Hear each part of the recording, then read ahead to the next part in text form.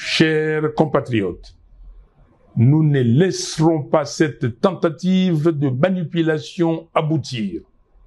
En ce temps de crise, il n'y a ni nécessité, ni opportunité pour un tel projet.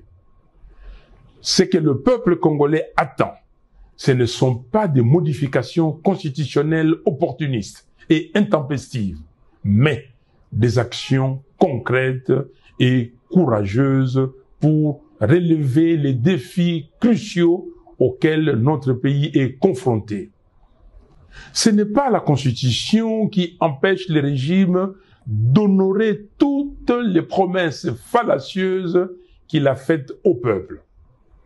La Constitution n'empêche pas de doter nos forces armées de moyens efficaces.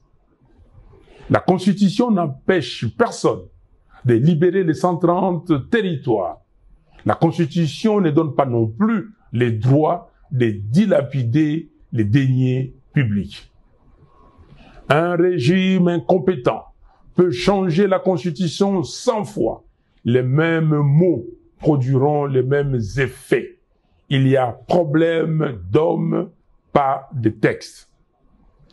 Nos efforts doivent être concentrés sur 4 priorités. Restaurer l'intégrité territoriale. Mettre un terme à la guerre menée par le M23 et les forces étrangères afin de libérer nos terres et de restaurer la souveraineté nationale.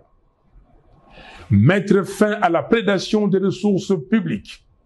Réduire les trains de vie excessifs des institutions et mobiliser les fonds nécessaires pour renforcer notre armée, financer les infrastructures essentielles et améliorer les conditions de vie des Congolais. Construire un véritable état des droits, garantir le respect des droits humains, la justice et l'équité pour tous. Préparer des réformes institutionnelles ambitieuses, réviser la loi électorale, restructurer la commission électorale et la Cour constitutionnelle, afin de créer les bases d'élections véritablement transparentes, crédibles et apaisées. Voilà pourquoi, chers compatriotes, je réitère mon appel à nos pères spirituels pour réunir, dans le cadre du processus de Kinshasa, toutes les parties prenantes autour du thème « Vérité, réconciliation, cohésion nationale » afin d'œuvrer pour un Congo libre, fort, digne et prospère. Nous appelons la SADC, l'Union africaine et les Nations unies à soutenir le processus de Kinshasa pour faire avancer celui de Luanda.